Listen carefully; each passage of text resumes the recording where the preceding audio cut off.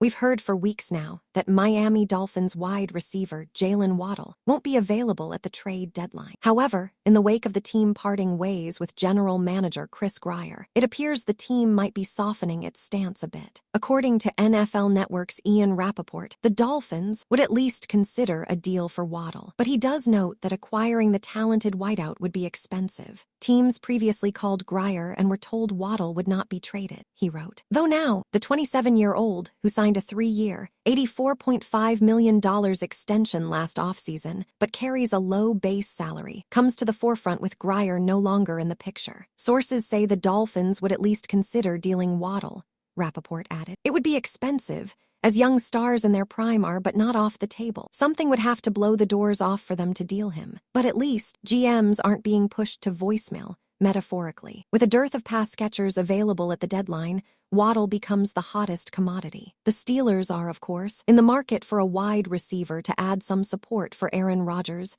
and DK Metcalf. The Athletic's Diana Rossini confirmed that is the case once again on Saturday. The Giants should be on the lookout for another wide receiver after Malik Nabers suffered a season-ending injury. That is bad news for Jackson Dart's development. Waddle would be a massive upgrade for both teams, as he could be a number 1 receiver on a lot of teams throughout the league. Pittsburgh would only need him as a number 2, and he would serve as the Giants' number 1 until Nabers returns next season. Waddle posted 1,000-yard seasons in each of his first 3 in the NFL, including a 1,356-yard campaign in 2022. He did take a step back production-wise in 2024, but Waddle also missed 2 games and didn't have Tua Tagovailoa for a handful. Waddle is a menace at all 3 levels of the field, but his elite speed makes him a deep threat and big play waiting to happen also. A duo of Metcalf and Waddle would amount to one of the better ones in the league and could propel Pittsburgh's offense to new heights. It goes without saying how huge Waddle would be for Dart, and pairing him with Nabers in 2026 would be about as good as it gets for a young quarterback. It might be expensive to acquire Waddle,